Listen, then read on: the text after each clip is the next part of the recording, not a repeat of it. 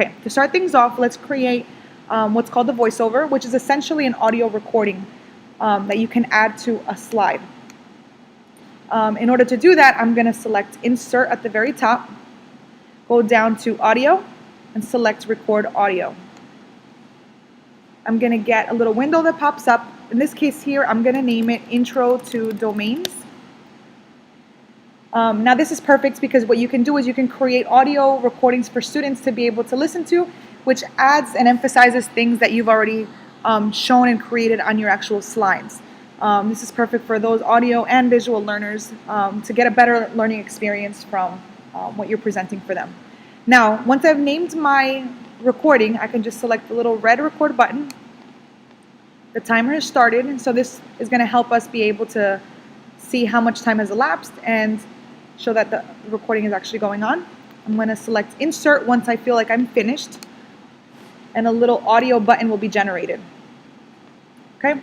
Now what students can do is they can either click it while they're in this mode. I always tell students to go to presentation mode, and they can hover over the actual button and click play, or they can hit play from right there, and then they'll be able to hear what your recording was. Okay, next section. I'm going to show you two different ways to embed a video. The first one requires the video to be sent to, it's basically an action button you're going to create so that students can click it and be sent to the video on the internet. It's good because it does not require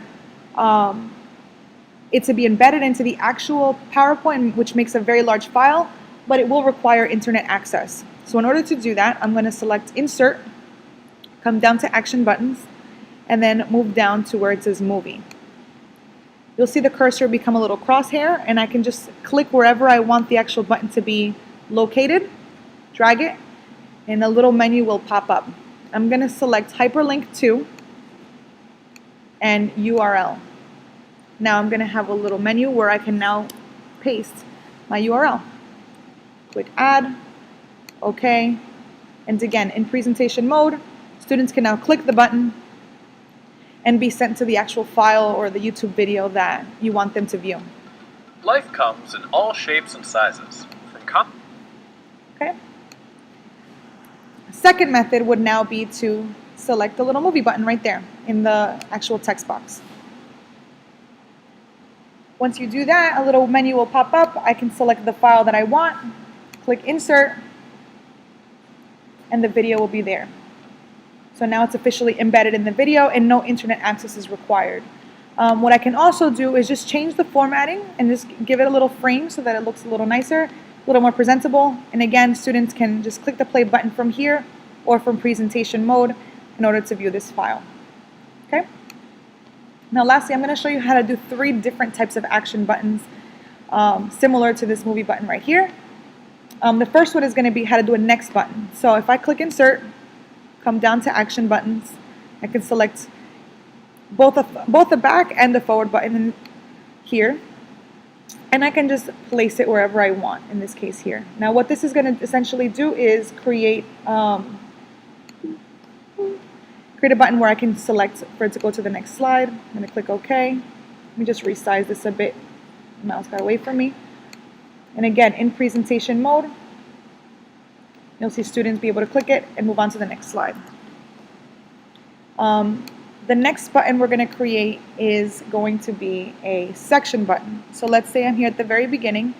I want to hyperlink each of my sections that'll direct the students directly, that'll take them directly to the section that I want them to go to. So let's say for part 2, bacteria, in order to link it directly to that section, I'm going to go to Action Settings, Hyperlink to, and now I'm going to select the slide that I want. Go to Slide. In this case here, I want it to be slide number 30. Click OK. And in play mode, students can select it. It'll take them directly to slide number 30. Okay? This will just help them move a little bit quicker through the presentation. Lastly, I want to create a home button for them to be able to return to the beginning should they need it. I'm going to again go to Insert, Action Button, Home, select the location I want it to be placed. It's going to hyperlink it to the very first slide. Click OK. Test it out. Once in presentation mode, it'll take me right back to the beginning.